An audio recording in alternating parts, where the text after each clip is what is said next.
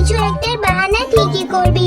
তোকে তো আমি আগেই বলেছিলাম যে আমার কাছে বাড়তি কোনো টাকা নেই।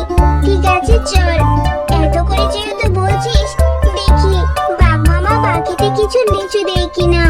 বাঘ মামা, আপনার দোকানের লিচুগুলো বেশ সুন্দর দেখাচ্ছে। তার লিচুগুলো কত করে বিক্রি করছেন মামা? আমার দোকানের লিচুগুলো 100 পিস মাত্র 500 টাকা শেফা। তুই যদি নিস তাহলে তুই আমাকে 50 টাকা কম দিস। না গো বাঘ মামা, 100 লিচু নিব না। আপনি আমাকে 15 থেকে 20টা লিচু দিন। আমি 2-3 দিন পর এসে আপনাকে টাকা দিয়ে যাব। আমার কাছে যে এখন কোনো টাকা নেই। আমার বাজার করে সব টাকা শেষ হয়ে গেছে। মেয়েটা যে লিচু খাওয়ার জন্য বড্ড বায়না ধরেছে, না করছি তবুও শুনছে না। তবে আপনি নিশ্চিন্ত থাকুন, আপনার টাকা আমি 2-3 দিন পর এসে দিয়ে যাব মামা। আরে শেফা, আমি তোকে বাকিতে কোনো লিচু দিতে পারবো না। আর আমি 100 পিসের নিচে কখনো লিচু বিক্রি করি না। এখান থেকে যা তো, অযথা আমার সাথে আর তর্কে জড়াস না। আচ্ছা ঠিক আছে বাঘ মামা, আমি আপনার সাথে তর্কে জড়াতে যাব কেন?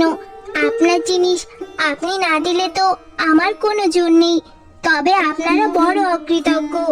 আমার স্বামী বেঁচে থাকতে আপনাদের কত উপকার করেছে, কিন্তু এখন আমার টাকা পয়সা নেই বলে আপনারা আমাকে কত অবহেলা করেছেন। যাই হোক, আমি আর কখনোই আসবো না আপনাদের কাছে বাকিতে কিছু চাইতে। আমার টাকা হলে তখন আমার মেয়েটাকে লিচু কিনে দেব। ওমা, তোমার রান্না করতে আর কতক্ষণ লাগবে? আমার যে খুব খিদে পেয়েছে, খিদে পেটে চোচো করছে। এই তো রে মা, হয়ে এসেছে। আর একটু সময় লাগবে। তুই এখানে বস, তারপর রান্না হলে খেতে পারবি রে মা। ও, তোমার রান্না এখনো দেরি হবে? আচ্ছা মা, আমি তাহলে টিনের সাথে একটু খেলা করে আসি। ততক্ষণে তোমার রান্না শেষ হয়ে যাবে। আর তোমার রান্না শেষ হলে আমি এসে খাবার খাবো। তুই এক্ষুনি বললি না তোর খিদেতে পেটে চুচু দৌড়াচ্ছে, তাহলে তুই কি করে খেলবি? তুই খেয়ে তারপর খেলতে যাবি, এখন কোথাও যাস না। না মা, তুমি চিন্তা করো না, আমি দেরি করব না। এক্ষুনি খেলা করে চলে আসবো, ততক্ষণে তোমার রান্না হয়ে যাবে। আমি জানি রে মিনা, তুই লিচু খেতে পারিসনি বলে তোর মন খারাপ হয়েছে। তুই মন খারাপ করিস না রে মা। আমার টাকা হলে আমি তোকে অনেকগুলো লিচু কিনে দেব। আচ্ছা যা, তাড়াতাড়ি ফিরে আসবি। আমি ভাত বেড়ে তোর জন্য অপেক্ষা করব। টিনা, চল না, আমরা মাঠে গিয়ে খেলা করি। না রে মিনা, আমি তো এখন তোর সাথে খেলা করতে যেতে পারবো না। আমার মা আমাদের বাড়ির পেছনের লিচু গাছ থেকে লিচু পাড়ছে। আমার মা আমাকে ওখানে যেতে বলেছে। আমি আমার মায়ের সাথে গাছ থেকে লিচু পড়ে মজা করে লিচু খাবো। ও, তোরা লিচু পারবি? হ্যাঁ রে, আমারও না অনেক লিচু খেতে ইচ্ছা করে। আজকে বাজারে গিয়েছিলাম, মাকে কত করে বললাম লিচু কিনে দিতে, কিন্তু আমাদের তো অত টাকা নেই রে। তাই আমার মা আমাকে লিচু কিনে দিতে পারেনি। ও, তুই লিচু খাবি? তুই চিন্তা করিস না, আমাদের গাছে অনেক লিচু আছে। আমার মাকে বলবো তোকেও কিছু লিচু দেবে, তারপর তুই আর আমি মজা করে লিচু খাবো। চল চল, আমরা লিচু গাছের ওইখানে যাই। ও মামা, তোমার তো দেখছি লিচু পাড়া প্রায় হয়ে গেছে। ভালোই হয়েছে। দেখো না মা, আমার সাথে আমি মিনাকেও নিয়ে এসেছি।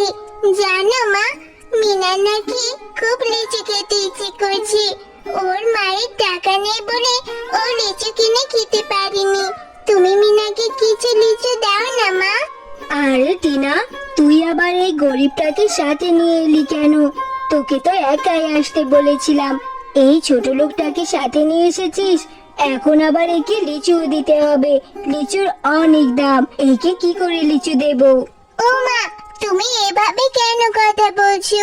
ওরা গরিব হতে পারে, কিন্তু মিনা ও মিনার মা অনেক ভালো। জানো, মিনাদের বাড়িতে গেলে মিনার মাও আমাকে কত খাবার খেতে দেয়। দাও না মা, একটা লিচুই দাও ওকে। আরে হ্যাঁ, সেটাই তো বলছি। ওরা যদি গরিব হবে তাহলে এত দামি ফল কেন খেতে হবে? ওরা কম দামি ফল খেলেই তো হয়। কাকিমা, আমার মায়ের কাছে যে অত টাকা নেই, তাই আমার মা বাজার থেকেও আমাকে লিচু কিনে দিতে পারেনি। থাক, আমার লিচু লাগবে না। আরে আমার আবার দয়া শরীর, আমি কাউকে না করতে পারি না। আচ্ছা ঠিক আছে মিনা, এই যে আমার সামনের এই ঝুড়ির লিচুগুলো নিয়ে যা। এই লিচুগুলো নিয়ে তোরা মা ও মেয়ে পেট পুড়ে খাবি। তুমি সত্যি বলছো কাকিমা? তাহলে তো অনেক মজা হবে। আচ্ছা ঠিক আছে, আমি এই লিচুগুলো নিয়ে বাড়িতে চলে যাই। মা দেখলে খুব খুশি হবে। হ্যাঁ রে মিনা, এত দেরি করলি কেন? তোর জন্য আমি সেই কখন থেকে অপেক্ষা করছি। আর তোর এখন বাড়ি ফেরার সময় হলো, আবার সাথে করে এগুলো কি নিয়ে এসেছিস? ও মা, এগুলো লিচু টিনার মা বাঘিনী কাকিমা আমাকে দিয়েছে। ওরা ওদের গাছ থেকে লিচু পাড়ছিল, আর আমি যখন গিয়েছিলাম টিনার সাথে, টিনা ওর মাকে বলতে লিচুগুলো আমাকে দিয়ে দিয়েছে। এই লিচুগুলো এখন তুমি আর আমি খাবো মা। মিনা, তোকে তো আমি বললাম যে তোকে টাকা হলে আমি লিচু কিনে দেব। তুই এই লিচুগুলো কেন আনলি রে মা? এই লিচুগুলো তো পচে গেছে, এই লিচুগুলো খাওয়া যাবে না। তুই এক্ষুনি এগুলো ফেলে দিয়ে আয়। হ্যাঁ মা, তুমি ঠিকই বলেছো। লিচুগুলো দেখতে কেমন যেন মনে হচ্ছে, কোনো সুগন্ধ নেই।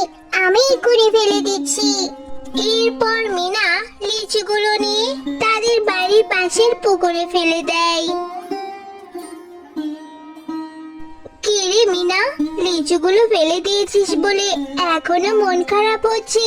তুই চিন্তা করিস না রে মা, আর কষ্ট পাস না। আমার টাকা হলে আমি তোকে অনেক লিচু কিনে দেব, তোকে কথা দিচ্ছি রে মা।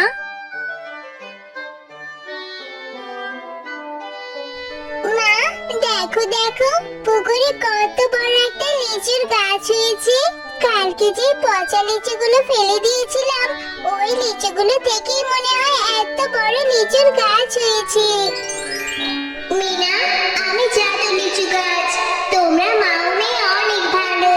এখন থেকে এই গাছের লিচু তোমরা বিক্রি করতে পারবে, আর ইচ্ছা মতো লিচুও খেতে পারবে। এই গাছের লিচু কখনোই শেষ হবে না। জাদুর লিচু, লিচু তো দেখছি আবার কথাও বলে। নিশ্চয়ই আল্লাহ আমাদের উপর দয়া করেছে। এখন থেকে আমার মেয়েটা রোজ রোজ লিচু খেতে পারবে। হ্যাঁ মা, দেখো এই জাদুর লিচুটা কত সুন্দর, আমার সাথে কথাও বলছে। ভালো হয়েছে, আমার কথা বলার মতো একটা বন্ধু হয়েছে। আর এখন থেকে আমরা এই লিচুগুলো খেতে পারবো, আর বাজারে বিক্রি করলে আমাদের কষ্ট হচ্ছে।